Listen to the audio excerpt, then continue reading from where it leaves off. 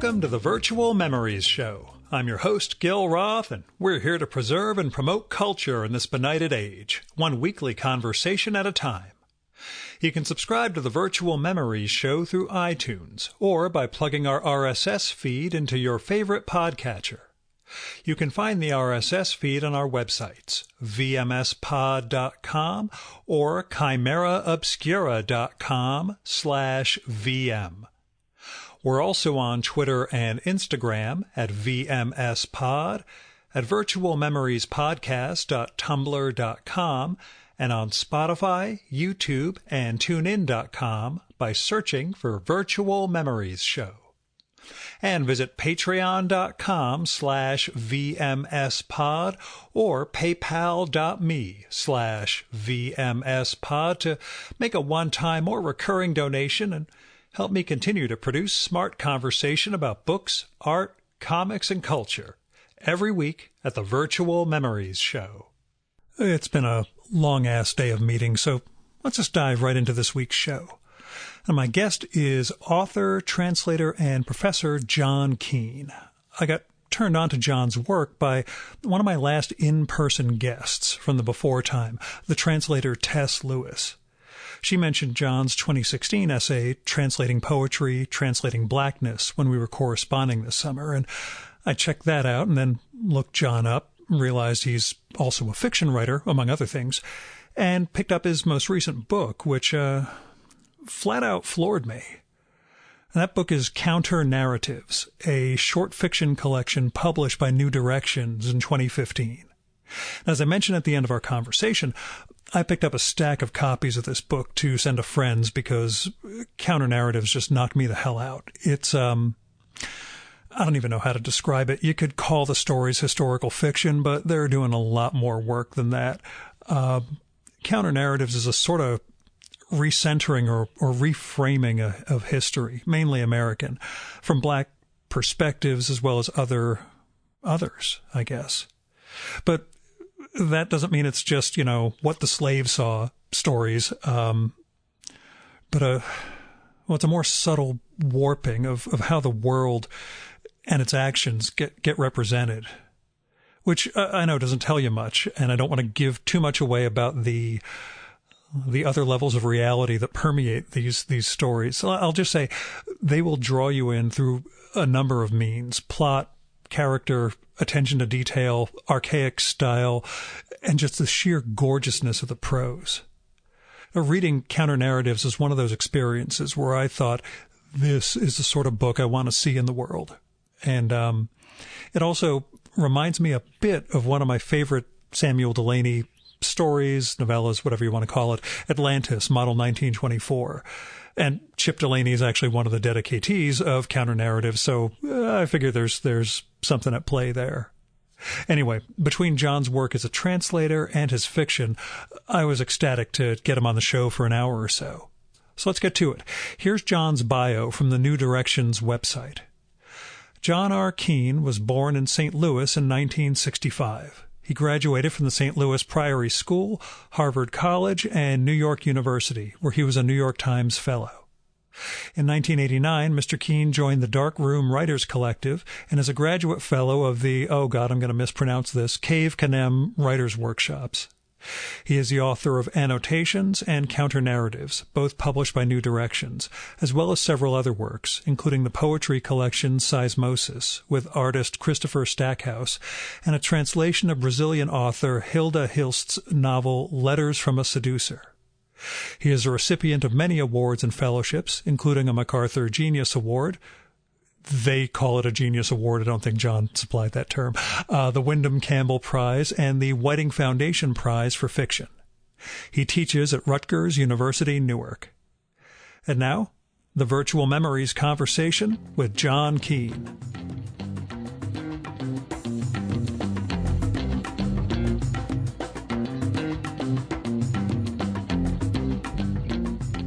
You wear a lot of hats, but since we first got connected via Tess Lewis, I thought I'd start with talking about translation and your life in that space first.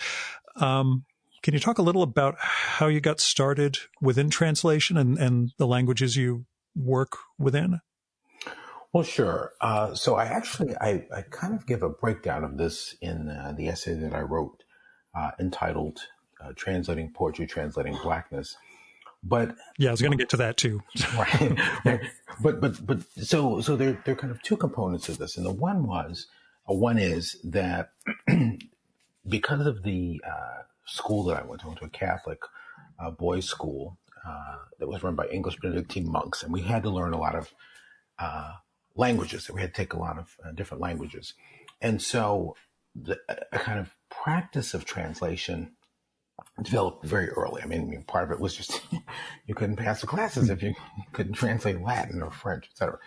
Um, but I also had I've always had an interest in languages, sort of outside of that. So, so on the one hand, I was taking these classes, and so I ended up studying by the time I graduated. In addition to English, I studied Latin, French, ancient Greek, and German. So European languages, which is not a surprise. And and then on my own, I was sort of delving into all kinds of things. So I had learned the grammar of Portuguese. I mentioned in a conversation with Mona Lisa Garavi recently that I think is going to be up very soon in the journal Moxon, that when I was a teenager, well, maybe like preteen, and we had moved to the suburbs from the city of St. Louis because our neighborhood had become so dangerous, and my parents were part of that wave of African Americans that moved to the suburbs. So we moved to a suburb called Webster Groves, which was actually divided racially by a creek and train tracks. So we lived on the black side of town. That was on one side of the tracks, and the creek, and of course the library and my Catholic school and everything were on the other side. The business district, et cetera. And but anyway, their library was really amazing. And so in their library, I found Michael Colson's "Teach Yourself Sanskrit." So I was walking around reading this, and I'm sure it's like most preteens are not reading, you're trying to learn about Sanskrit. But I've always had this fascination with languages. So anyway, to make a long story short, one of the things that began to fascinate me was when I would read accounts of how people had taught themselves languages to learn how to read things, read texts in languages that they had not been trained in.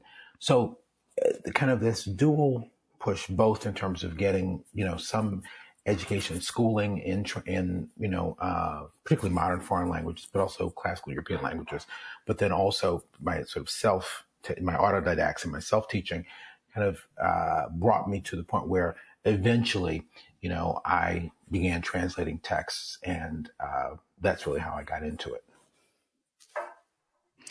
Yeah, it just happened a few days ago. I reread one of my favorite Clive James essays, and it's about this forgotten Russian art historian. And he mentions how this guy's book about the Grand Tour is a great way to teach yourself Russian with, a grammar book at the side. And that was, again, a facility he had that I don't think normal people exactly have.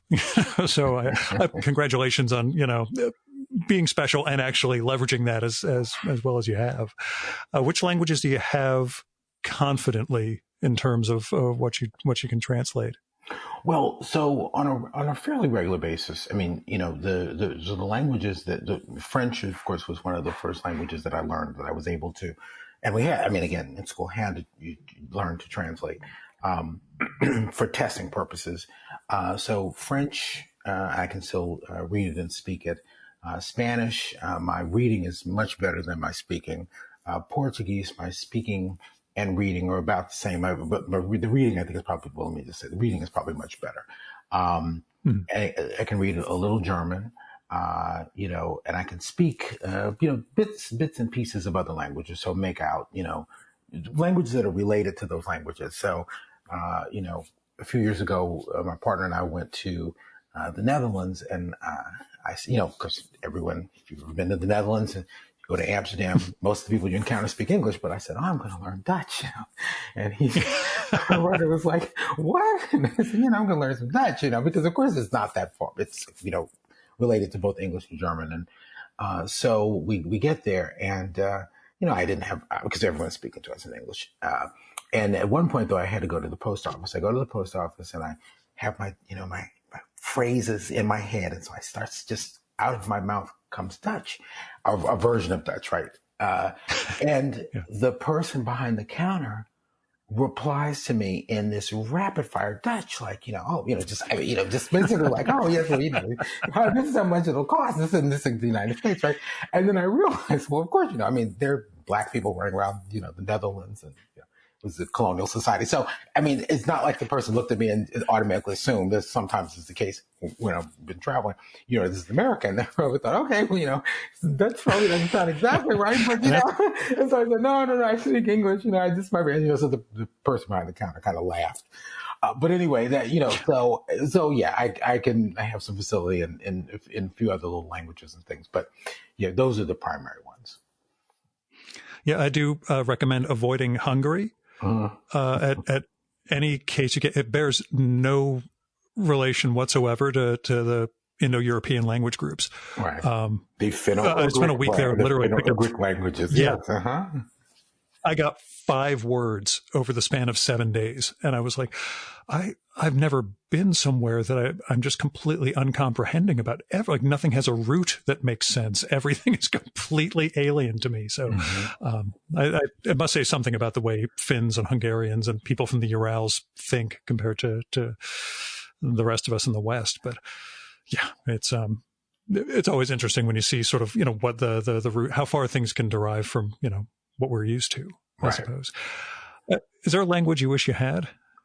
Oh, there are quite a few. I mean, I've tried to teach myself. What's the language you most wish, I guess? Yeah. Well, two that I really would love to be able to speak are Arabic and Swahili. Just because I think it would be, from everything I've ever seen about, classical Arabic, and then of course contemporary Arabic writers in Arabic, and then Swahili just as, one of the major languages of parts of Africa. I mean, I think it would be just fascinating to be able to speak those languages. I remember, some years ago, Ishmael Reed, who was my teacher, talking about learning Yoruba and how difficult that was. And so, I've looked at, with all languages, I've looked at, books, with Yoruba grammar, Igbo, Japanese. I learned how to say, I think it was Wantachi wa Shisetsuka desu. I'm a writer. I don't know how to say that in Japanese. So, Chinese, but the major languages of these, Hindi, these major languages of the world, I think would be able to be fascinating to be and is incredibly powerful to be enlightening to be conversant in them. And I'm kind of amazed at people who, and impressed by people who really have that facility and can just move between languages and stuff. And not only just speak them, but read them and write them as well, particularly languages that are not closely related. Yeah, did you ever get back to Sanskrit? I did not. I did not, but the thing that became very clear is, how close it is in some ways to the other Indo-European languages, and then of course, if you know Sanskrit, then that gives you, that is a powerful key to, to Hindi, to Urdu, to the languages, that are derived from it. So anyway, so it's and of course, if you know the kind of the sort of Indo-European roots, and there's a number of languages like Persian, et cetera, that you have access to. So yeah, but no, I did not get back to Sanskrit, but the opportunity didn't present itself. But I don't know, maybe at some point, in retirement or something, I will. There's still time. The brain is still plastic. You're only a few years older than me, so I've put off most learning most of my life. So that's neither here nor there. But can you talk a little? And this is part of what Tess mentioned when she first wanted to connect us. The impact of the essay that you did in, I believe, 2015, translating poetry, translating blackness, and well, if you could talk about it, I suppose, and the impact it's had or hasn't had within translation and publishing in the U.S.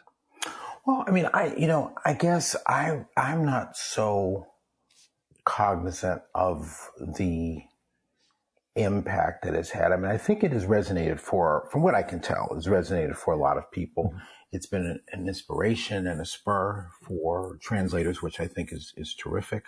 I hope it has had some, you know, purchase with publishers, you know, who are the people who bring works of translation into print.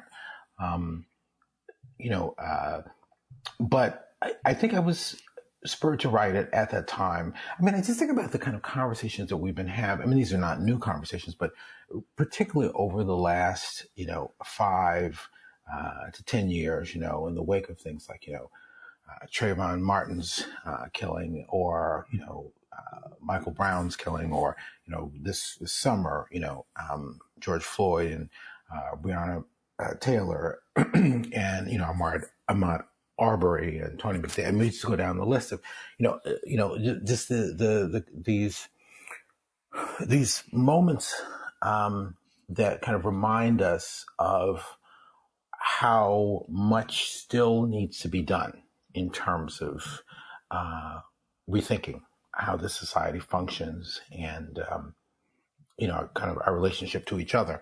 That you know, that essay might not seem to be so directly connected to that, but I mean, part of one of the things I discuss in that essay is this idea that, for example, so often, you know, I mean, one of the kind of aspects of American exceptionalism that doesn't get discussed very much is the sense, so often by people in the society, that the problems that are happening here aren't occurring elsewhere, or being mirrored elsewhere. One of the things I was trying to suggest is that, you know, throughout the Black world, particularly in the West, you know, you have these parallel crises happening. And so, I mean, you know, having access to, you know, firsthand accounts by people, by journalistic accounts, you know, of what's going on across the globe might also, you know, be instructive for us in this society, even though, you know, I think there's a kind of ethos of, not that thing. Instruction in America? Right. We don't want to listen to anyone. We're the best, you know, blah, blah, blah. But yeah, I mean, there are all these parallels. So anyway, so that was one of the, you know, kind of one of the spurs. But then the other thing too, I think, and of course I see this, you know, and this is a really kind of internal dialogue, or, you know, I see for, you know, for Black people, is the question of, you know, how we think about ourselves and the kind of conversations that we're having, you know, within and across, you know, national boundaries, cultural boundaries, diasporic lines. So the essay was trying to do probably maybe too many things at once. But, you know, so I'm not sure how much that has affected the conversations, the amazing conversations that are happening, but I hope it's had some impact, and in various ways, from getting, you know, giving people a little boost to say, hey, maybe I do want to translate these writers, you know, these literatures, maybe giving, you know, Black translators a little boost, maybe, you know, again, getting publishers to take on some work that they otherwise would not have, and so on, you know. And again, it's in conversation with the work of, you know, so many others out there who are doing amazing work. So, sure, it's one of the things you'd mentioned just a little bit ago about the cross-border aspect. One of the things that struck me about when the George Floyd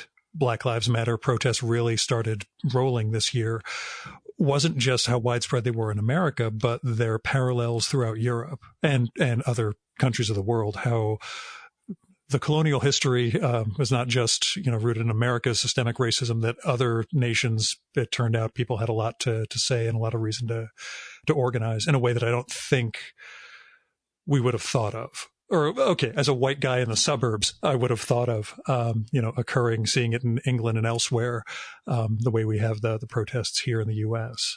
Well, exactly. I mean, I think, you know, I mean, just speaking of Britain, you know, alone, I mean, Britain's, you know, colonial empire is stretched all over the globe, yeah. Right? You know, and the after effects of that are still with us. They're everywhere, you know, and so those parallels, I mean, you know, I mean, I think there's a way in which, there's a kind of, I call it the kind of innocence project of the United States, particularly white America, where it's like, it's like we don't have to really think about certain things, so we don't see them. But it didn't surprise me at all that, and basically, of course, it's not only just spurred by what's happening in the U.S. Sometimes, protests and pushback against colonialism are occurring, and sort of ahead of us in certain ways in certain places. Sure. So, but I mean, I was not, I was neither surprised by, the marches, the protests that I saw in Australia, in the UK, right, in Canada, et cetera. But I also was not surprised by the fact that, for example, the Australian authorities were saying to the marchers in Sydney, the Aboriginal and Black Lives Matter marchers, pro Black Lives Matter marchers, and Sydney, no, we don't want this, right? Part of it was, and so often, there's the rhetoric of this is something that's imported from the U.S., but also, we've done these terrible things here, and we don't want them, to be actually brought to the fore, so that there's a public, reckoning that occurs, right? Because once that public reckoning occurs, then what? There are going to be calls for change, transformation, reparations, all kinds of things. So, right. It's something that occurred to me years ago when the EU had issues with Turkey joining because of their treatment of the Kurds. And I thought, you could look at every one of your countries and find some really horrendous behavior with local indigenous people, not even, colonial empire behavior. But, right. With the Turks, they're somehow different and had to be held to a different standard than the rest of Europe. I can't imagine what the difference could possibly be. But it's, exactly. Yeah. So let me ask, when it comes to translation, I'd read, at least in an interview, you'd once said you preferred editing or translating poetry over fiction. Do you prefer living authors or authors who are already deceased? Well, I think that's a great question. I still prefer poetry over fiction. But I would say that, I guess it depends. With living authors, of course, you always have recourse to, if you are able to be in contact with them, to ask them questions and probe their minds to find out what their intentions were. And, sometimes they can spot things that you think you grasp, but completely miss because of the context. You lack the context.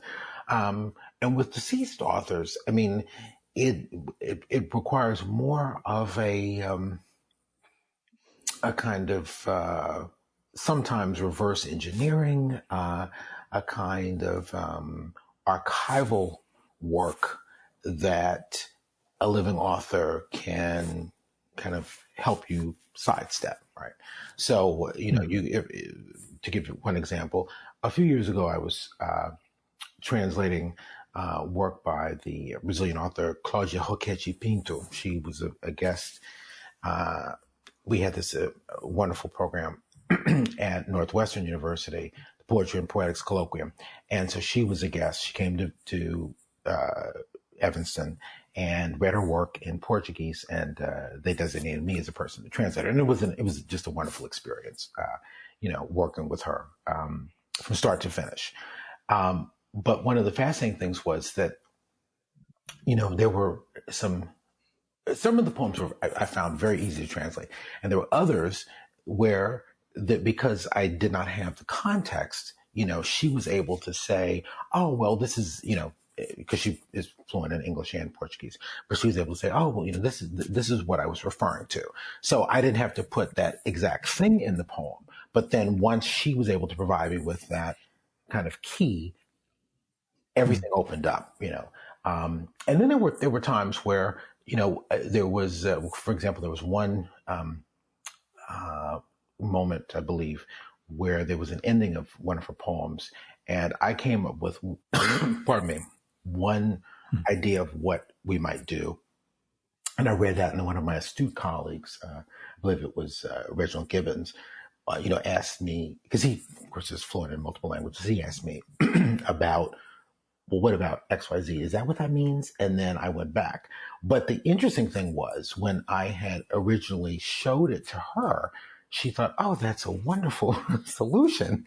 But I think, but because of course there it was with, for her, it was a question of not the, sort of exact meaning, but something more poetic in terms of sound. And for Reg, it was, well, okay, you want something maybe perhaps more exact, but also to maintain that. So I tinkered with it a bit more. And I think that, after that conversation, okay, not only with the poet herself, but with another, great poet and scholar, and translator, because Reg was a translator, was very, very helpful. So, I mean, I think that, with living authors, you have an extraordinary resource at hand that you don't have with a deceased author. But then, of course, one can always say with the deceased author, you can take more. Some more liberties, and they're not going to call you afterwards. Yeah. Right, exactly. Translators can take more liberties. Right. The people who will then come after you, of course, are other translators who'll say, I don't think you got this quite right. But yeah, so. Yeah, and the estate, they'll get mad. Yeah, well, I think so often with the estates, the question really it's just about who's going to publish this, and what is this being used for, et cetera. And I feel, I mean, one of the Brazilian authors that I've translated a little bit is Pablo Leminsky. I haven't published many of the translations, but I'm just fascinated. But to sort of give it a reason why I love poetry, I mean, because his poetry is a challenge in Portuguese, right? He was someone who was very interested in punning. He was very interested in sound.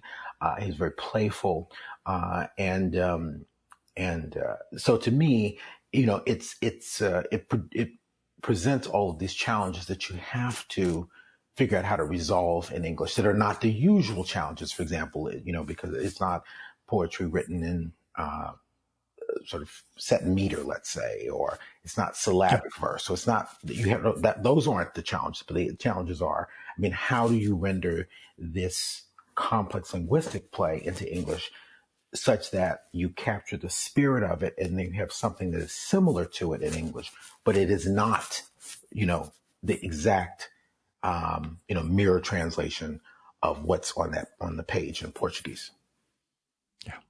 Yeah, again, I just couldn't conceive of the challenge from all those different angles that you're directing. I mean, just to get the spirit, the technical aspects, and then again with what makes art fly, I guess. Like you're saying here, the things that are that much more challenging. I guess the question then is, how does translation inform your creative writing, and vice versa? That's a great question. I mean, I think one of the ways, well, I find when I translate, right, and this is, of course, you experience this with a number of other artistic activities, but, you have to a certain degree, let go of your ego, right? You have to put yourself as much in the place and the space of that other author or authors. And that I think can be very helpful for me, and has been very helpful for me in my own creative work. How do you let go to a certain degree? How do you trust in the creative process? How do you trust in the ideas? How do you trust in just allowing things to develop based on, let's say, the kind of kernel of what you were envisioning, right? And not try to control it so much. So in that sense, translation has been incredibly helpful. The other thing I was saying, I had said this, and I think in another interview, was that, for example, when I was translating Ilda Ilsh's work, her sense of form is in some ways radically different than anything you're going to see with most U.S. authors. So her novel, Letters from a Seducer, Cartas de un Sedutor, to me, I mean, it was a kind of revelation, because I read quite a bit of experimental work from all over the globe, but this book felt, very much, of its culture, but then also very much, sort of out of time itself, right? It was a book basically, that she was writing for a posterity of a posterity, let's say. And that to me is really kind of thrilling. And it sort of reminded me of the fact that, if you can do anything you want, and if you want it to succeed, you have to do it well, but you don't have to rely on the models that are kind of handed to you, the sort of conventional models that are handed to you, or the expectations, for example, of your culture, your society, et cetera. Although at the same time, I mean, the other thing that you learn from reading someone like Ilst is, if you are so kind of ahead of your time or outside the mainstream, then people don't know what to do with you. So that's also something that I think I learned. But it's, but unfortunately it led to counter narratives, which I loved, but right. Well, it was counter narratives was definitely nourished by Ilse and a number of other authors. But, I feel like that it just, the other thing too that it does, is translation does, is it brings you back to language itself, right? Because you have to, I feel you have to think very carefully about language when you're translating. It's not a life or death matter if you're translating a poem or a story, short story, or a novel, of course, but if you're in, as Jen Hofer and others have talked about, you're in a courtroom and you're translating, for someone who is, an undocumented immigrant or a refugee, or you're in a hospital and you're translating for someone who does not speak, primary language is not the main language of the society. I mean, it really is a life or death matter, right? So, so language itself is so important, and that is another thing that, I think sometimes particularly in this society, we see language degraded again and again and again. I mean, we also see language, basically, transformed in remarkable ways, be it just in everyday life or social media, all over the place. But at the same time, there's this kind of official kind of deadening of language and degradation of language. And translation really reminds you that language matters. Language is very important. Language has meaning and it has power. Do you ever try composing original work in another language before English? I have. Yep. I was, many years ago, I was fascinated by, I think it was John Ashbery. He wrote poems in French. And so I have tried that at various points. There was one point, I think I might have been traveling. And so I decided in one of my books to just, start writing prose, just little bits of prose in Portuguese, right, to see what it would be like, And I do this from time to time, I'm not extended pieces, but just to see what it would be like. And then, of course, some of when I think about, various conceptual projects, you write something in another language and you translate it back into English, and then you translate it back into that language, and you put it through several iterations. And of course, it's very interesting to see what kinds of work you come up with. So, yeah, so I have tried that, but not in an extensive fashion. But it is really interesting because the ground shifts. Let's put it that way. Beneath you when you begin to think in another language. Yeah. In my colonial white man way, I think of Nabokov or Conrad and guys who for whom English was a third or fourth or fifth language, and yet naturally composed in English beautifully. But again, that's coming in with my particular literary background and cultural stereotypes, I guess. So, well, I think of, I think of a writer, one of my favorite writers, the writer Suki Kim, who is fluent in, Korean and English, and to me, that is just just to have that facility, because the languages are very different, but to be able to move between the two and to write and read in the two. And there's so many writers out there like this. So many writers who, regularly write in, let's say English and Spanish, right?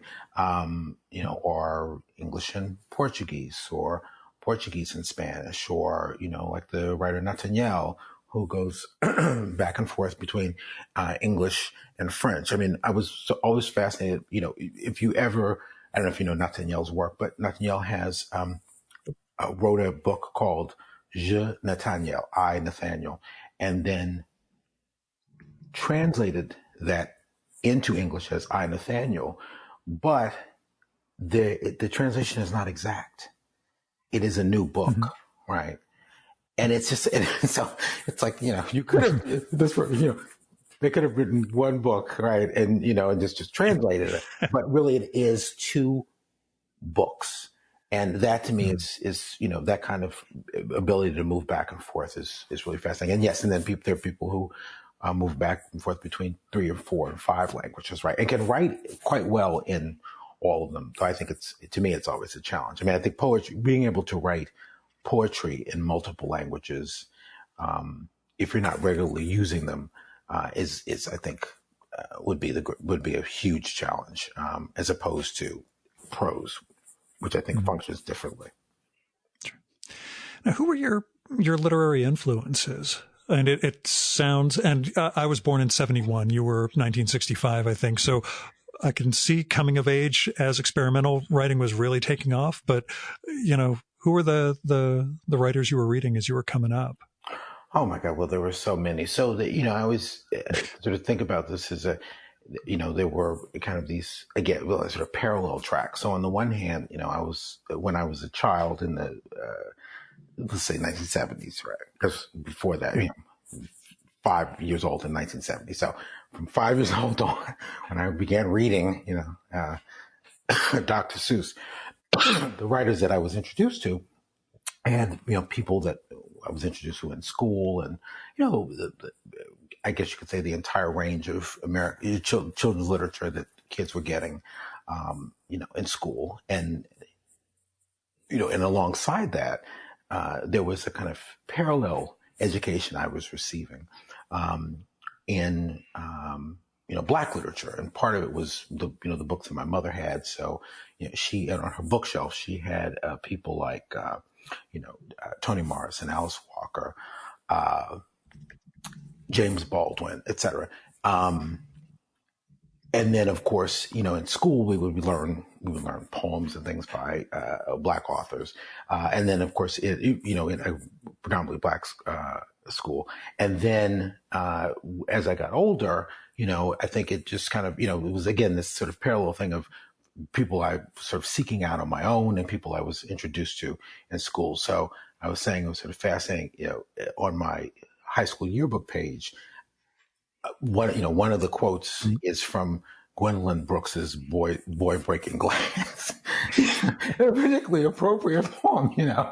And the other one, you know, another one is from Amiri Baraka. But then the third one I think is from someone, one of the people we would have read in school, in Catholic school, who was Archibald MacLeish, you know, someone who's not really read anymore, you know. And I can't remember. I might have quoted Eliot. T.S. Eliot might be there in part because he was from St. Louis, and was also another. You know, we had to read. In school, we had to read Proofrock. So, I mean, just, you know, a kind of sort of range of influences. And then by the time I was in college, of course, I had, you know, all of the people that you'd be reading in with the school of, you know, the 80s, both in terms of theoretical writing and kind of mainstream authors.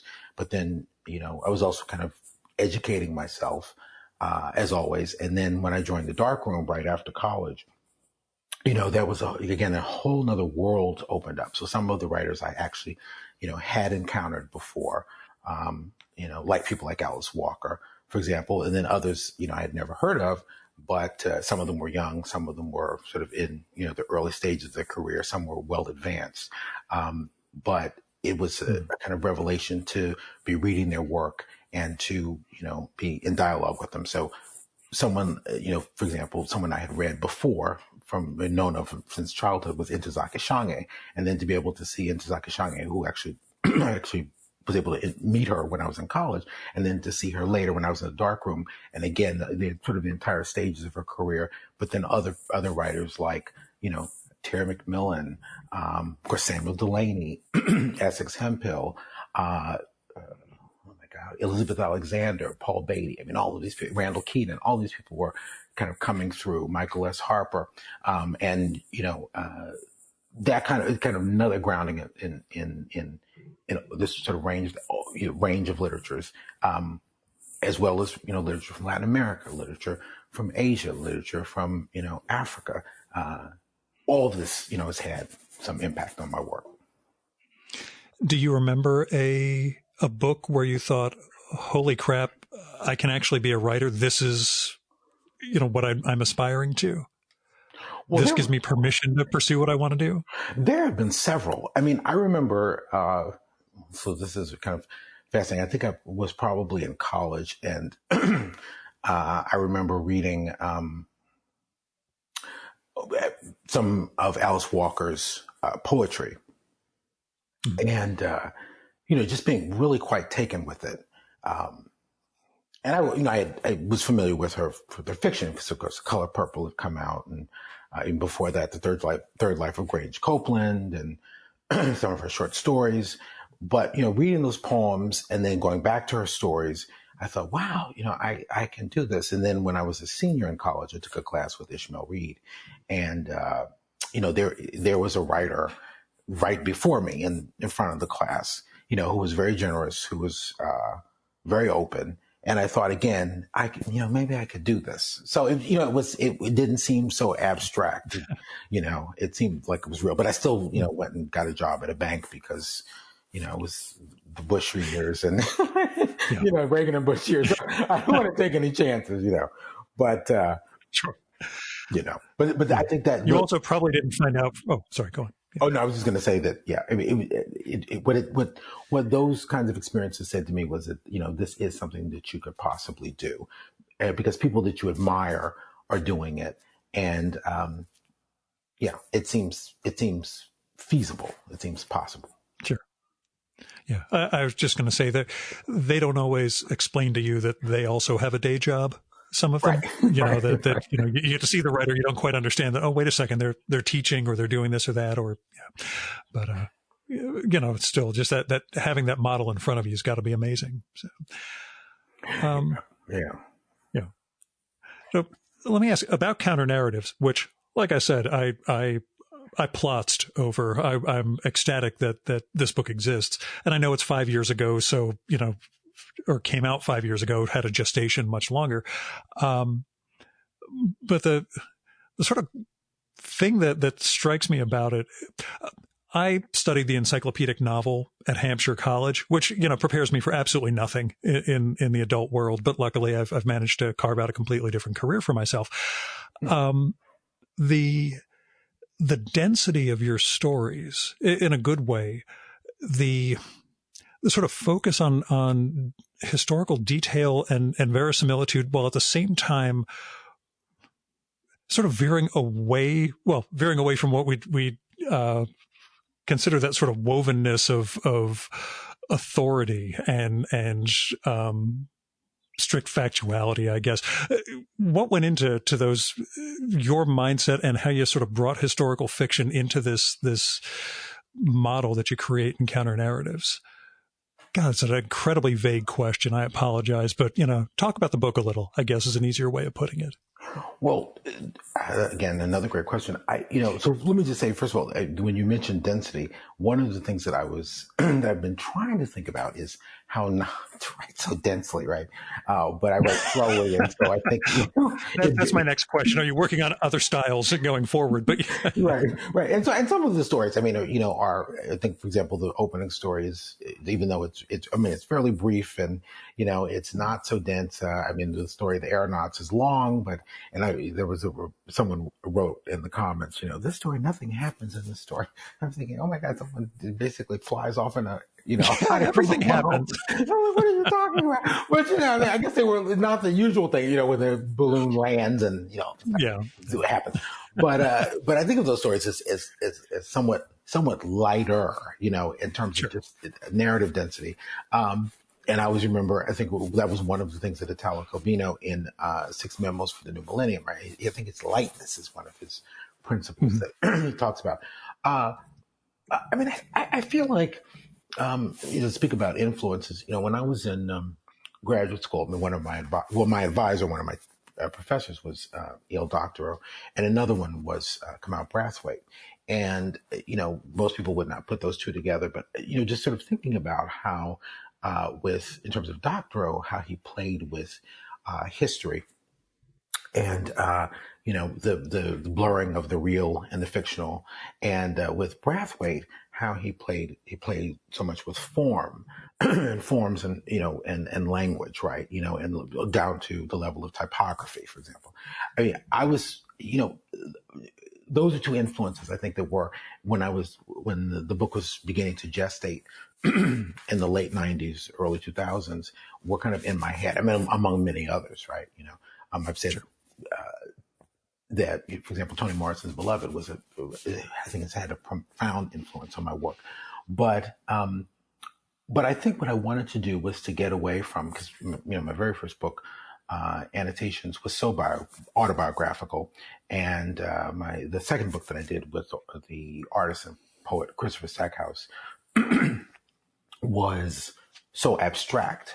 So I wanted something. I wanted to write a book that, on the one hand, was grounded in specificity, but that also,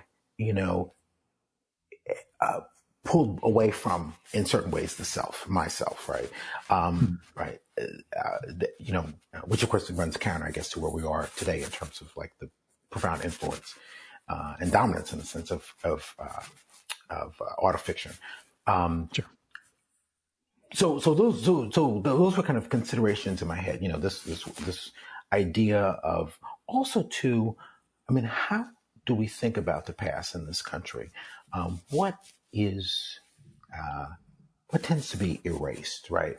And once we start to kind of dig deeper into a story, I mean, it's almost like, going down not just one rabbit hole, but into a warren of sorts, because it's all of these possible paths that you can follow. So, I mean, I think that was, these were some of the considerations in my head when I began to write counter narratives, right?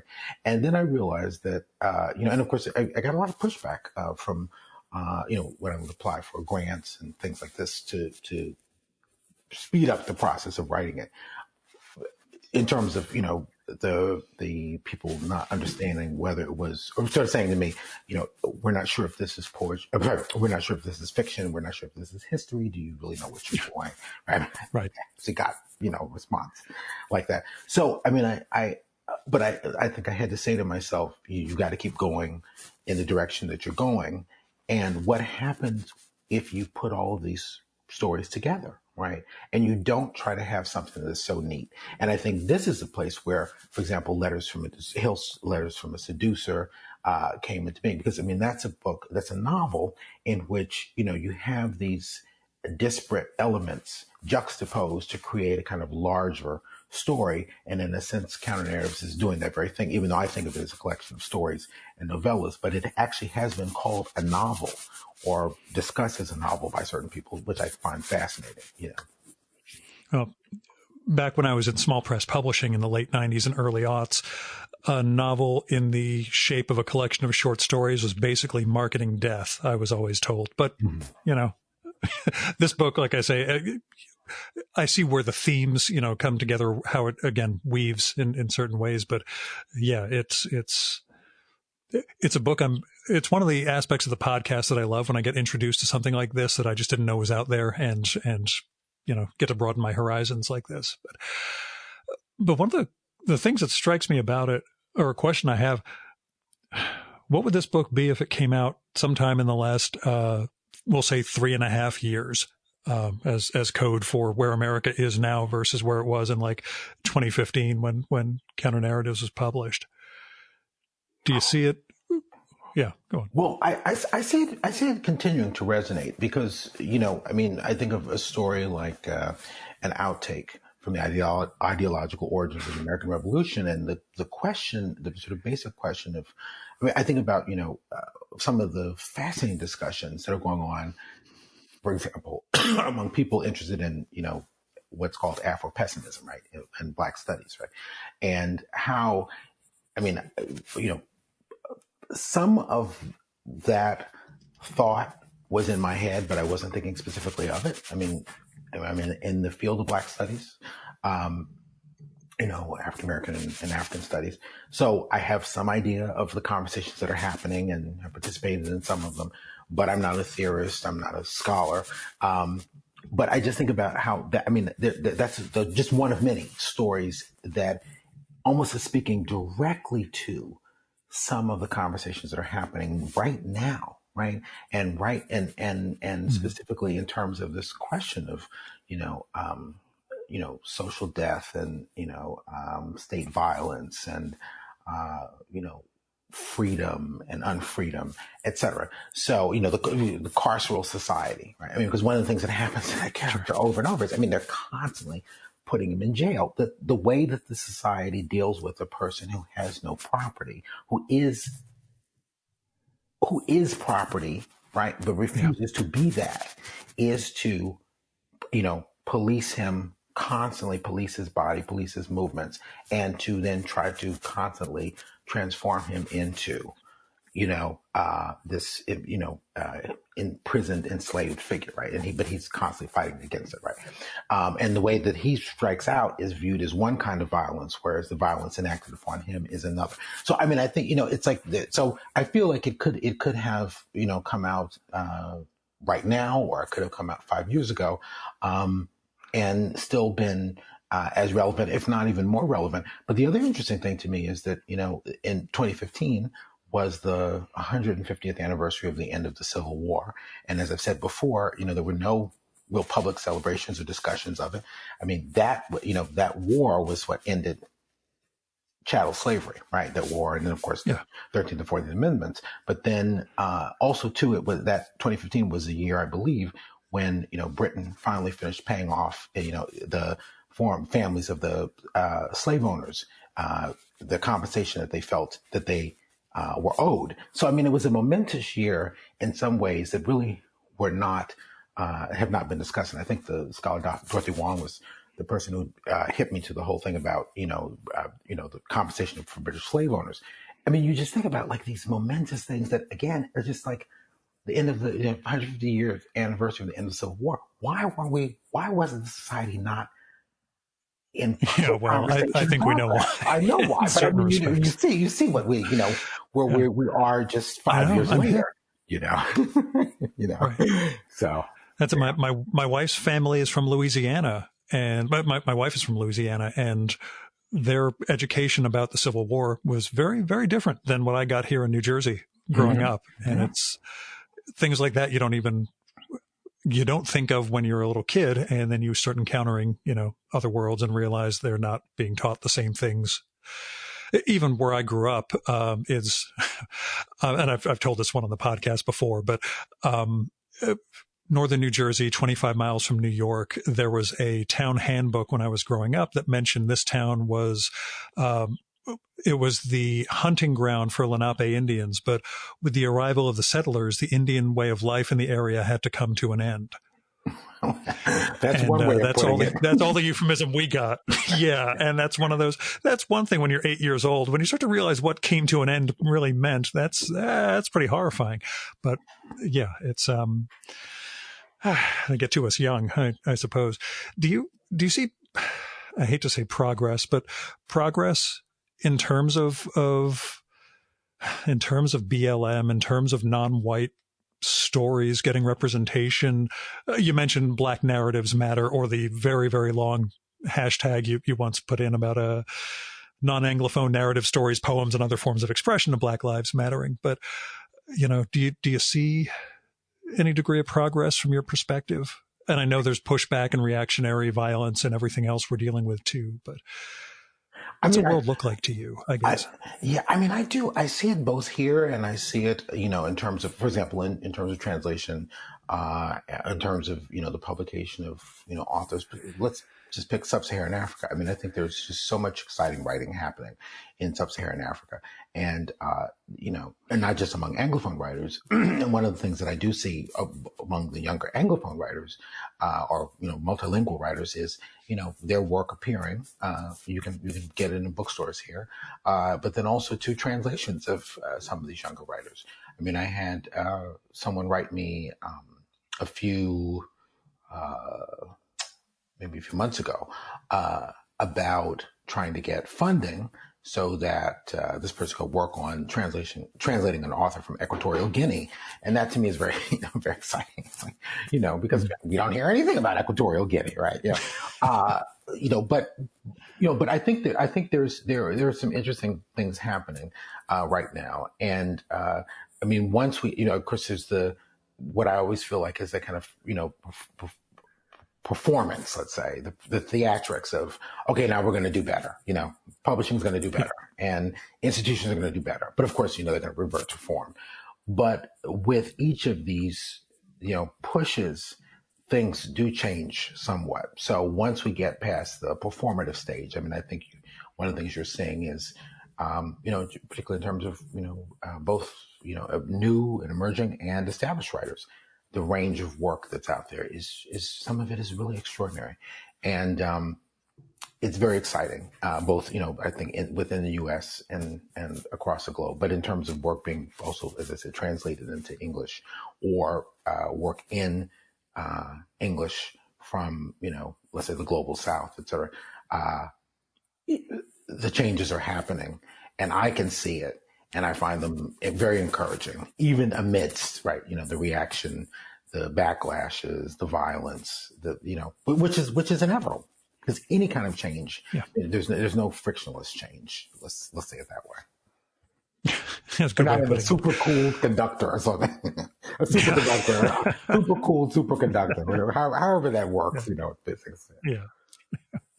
There are times I think they turned on one of those colliders and they flipped us into the shitty universe in the last couple of years. But, the multiverse theory, we'll leave that on the side. Now, you mentioned trying to achieve less density in your fiction. Are you working on stories primarily at this point? Or it's a horrible jinx question to ask an author, what are you working on? But what are you working on? Well, it's funny. You mentioned before we started Samuel R. Delany. He had that famous dictum. I probably wouldn't call it a dictum, that you really should never talk about the things you're working on. But I'll just say I'm working on several things right now. Good. But yeah, that is one of the things I've been thinking about, because of course, even just sort of taking into account the shifts in people's ability to get through prose. I mean, I blogged. I still have a blog, but I was blogging for 15 years, and I would sometimes be amazed by people saying to me about my blog posts that they were too dense, and I was thinking, this isn't a scholarly article or something, but I mean, I think when you are regularly. The kind of baseline has become, Twitter and Instagram and Facebook. Things, are the way that we process things the way that we process has changed. So I'm trying to be mindful of that, while also, kind of not sacrificing what I feel is important in terms of how I write and how narrative works and what narrative can do. Because one of the things that let me just say this one little thing about counter narratives that I was sort of fascinated with was this question of the cognitive effects of fiction and how how text organizes our reading and our thinking, right, and our feeling. Mm-hmm. I mean, I think I've said this before, but I think we underestimate the power of literary art in terms of how it affects us.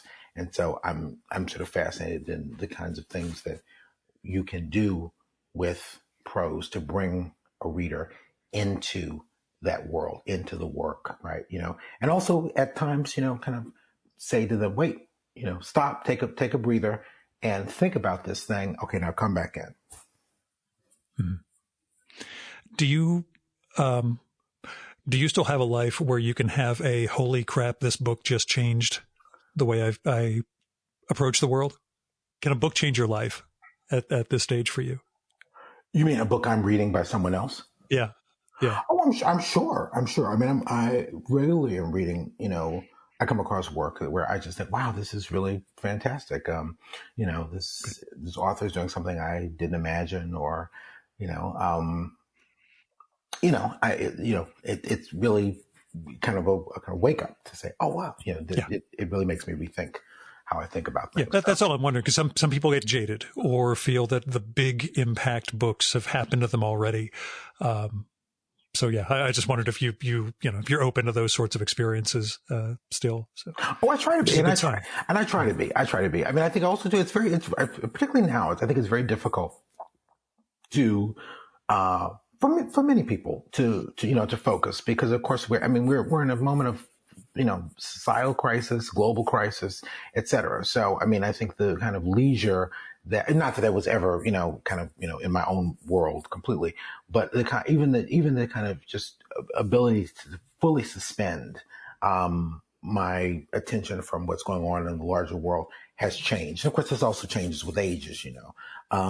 Sure. But I think I feel like, we're the country is in a kind of giant, I can't remember what the exact description was, but it's a kind of giant dumpster fire in the midst of, I don't know, like a flood, and, so you kind of looking around and thinking, oh my God, what's going to, because I wake up in the morning and I think, I'm glad to be awake, but I also think, what is coming next? I mean, you never know what news you're going to see. I mean, in the course of just even 3 or 4 hours, let alone 12 hours, let alone 24. So, Yeah. This morning in particular was one of the more surprising plot twists that the writers threw at us. But, that was, we'll leave that until the details of it start to really leak out over time. I guess the dual question, one from me, and the first one will come from Chip Delaney. You received a Macarthur grant. You were a recipient in 2018. Mm-hmm. Chip was wondering, have you had more time to write and or spend at home with your partner, or less time to write based on everything that comes after receiving a Macarthur? Well, that's a great question. So I received it. I got the news in 2018. Right, 2018, and then 2019. I mean, I basically spent that entire year doing all of my university-related work, and was even on 4 search committees. So it was such a heavy-duty year that when this year rolled around, I said, I did have the year off. You can buy out some time. So I bought out some time, and I said I have the year off, and it's going to be a relaxing year, reading and writing, spending time with my partner, and that I've gotten to do. However, the unforeseen horror of COVID-19. You had that monkey's paw, and you said, I just want to spend more time at home, and this is what happened. Exactly. Reading and writing and relaxing. And so, right, so there have been positive aspects to it. But I would say, really kind of overshadowing everything has been this pandemic. So yes, to answer Chip's question, I have had more time, but I feel like, it's just such a strange and unsettled time that, as I said, I feel like I'm always partially distracted in a way. Yeah, does the anxiety impact your ability to write? Well, I guess it slows it. That's the thing, because there's this feeling out there of menace. What's going to happen? I think that's not just my question. I think that's a question of many people on so many levels. What is going to happen today, tomorrow, 10 weeks from now, et cetera? So if we can get to January in one piece, and less a certain administration, I think, not that everything's going to be great, but we'll be on moving track. Yeah. There we go. Yeah. Now, my Macarthur questions, there are 2 of them. One, do you feel like a genius, given that it's referred to as a genius grant, or do you feel embarrassed over the very title? Well, I feel a little embarrassed over the title. I mean, oh my God, no. I mean, I've known some very, very, very, including Chip, very, very, very smart people over the years. So I just set that to the side. I mean, it was an incredible honor. It is an incredible honor, and very unsurprising. Oh, sorry, very surprising and very unexpected. Yes. Very surprising and very unexpected. So in that regard, it's still, as I was saying, even through last year, it feels unreal. It feels unreal. Yeah. I think now that I don't even really think about it anymore so much, I can process it. But up through, last year, I mean, still felt very unreal. Now, the other question, which is very gauche, I admit. First thing you thought, wow, now I can buy X. Was there a thing that you thought the pinball machine, whatever it is, that I actually, have this Macarthur money on hand, I can do X, Y, or Z? No, I didn't think that. Okay. I just wonder if there's... I know my mind doesn't work that way. Finally, the motorcycle or something insane like that. Yeah, no, my mind doesn't work that way. Real last question. Do you do a better job of backing up your files than in the old days? Have you gotten a good practice of it? I do. I have a number of backup disks, and I try to back up regularly. And and just, you had some cataclysms in the past for that. Apparently. Yeah, I had. Well, there was one, in the early 2000s. That was a wake up call. It basically reminded me that, look, this is, and of course, even things like, simple things like, emailing yourself stuff. I mean, email is as reliable now as it was then, but it's just, it's like, if all else fails, you can, mail a document to yourself. So I've kind of learned to take every measure I can to avoid those kinds of problems. But again, you never know. So, but for the most part, I've been able to avoid disasters of that kind in the years since. I'm hoping it all feeds to the next collection because, again, after Counter Narratives, which I've bought a stack of, which I also have to let Barbara Appler know about, because I'm always happy to help new directions too. I get to foist off the book on smart literary pals of mine to try to bring them over to the John Keene cause. Wonderful. Well, thank you. Thank you so much. And I think she and New Directions will be very happy to hear that. Awesome. Thanks so much for coming on, John. This has really been a blast. And, we'll just keep our fingers crossed for the next couple of months. Hope we make it through January. Healthy, safe, etc. Yes. And thank you so much, Gil. This has been a wonderful conversation. And, yes, I look forward to, delving into more of yours, online.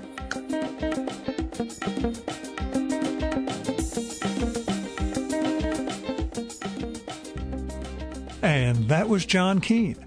He does not have a website, and he is not on Twitter, but you can find him on Instagram at JS Theater, which is the letters J and S, Theater. Actually, he does have a website. It's a blog, which is, I know, archaic, but, it's a form that a lot of us really dug once upon a time and still make something with. He hasn't updated his since January, but you can find it at jstheater.blogspot.com. There's a lot of great stuff in the archives, and I'll have a link to all this stuff in the show and episode notes for this one.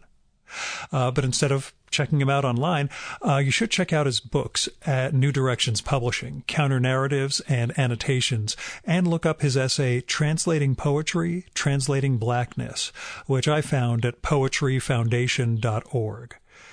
And I'm not joking about Counter Narratives. That book is the real deal and will reshape how you see the world around you. So get on that. Now, in the before time, this is when I would ask for support from you guys for my Patreon or PayPal. But we're not in the before time. And if you want to show me any support, do it with a letter, postcard, email. Tell me what you like or don't like about the show. If you can spare anything financially, then go find the Patreons, Kickstarters, GoFundMes, Indiegogos, whatever, for the, people in need. They can be artists or writers or non-creative types. If you're not comfortable giving to individuals, then please, there are a lot of foundations out there, a lot of nonprofits, local food bank, freedom funds. You may want to make election contributions in the next couple of weeks. The world needs fixing, so anything you can do to help fix it, please help. Last word, I still have some copies left of the first issue of my first zine, Haiku for Business Travelers. It's free. If you want one, just drop me a line or visit haikuforbusinesstravelers.com and you can hit me up that way. Like I say, free, but if you want to kick in a few bucks for postage or production, you can do that, but not obligatory. This is not about making money. It's about me sharing my art and not necessarily forcing it on you. Our music for this episode is Fella by Hal Mayforth, used with permission from the artist. You should visit my archives to check out my episode with Hal from the summer of 2018 and learn more about his art and painting. And you can listen to his music at soundcloud.com/Mayforth. And that's MAY4TH. And that's it for this week's episode of the Virtual Memories Show. Thanks so much for listening. We'll be back next week with another great conversation. You can subscribe to the Virtual Memories Show and download past episodes at the iTunes Store.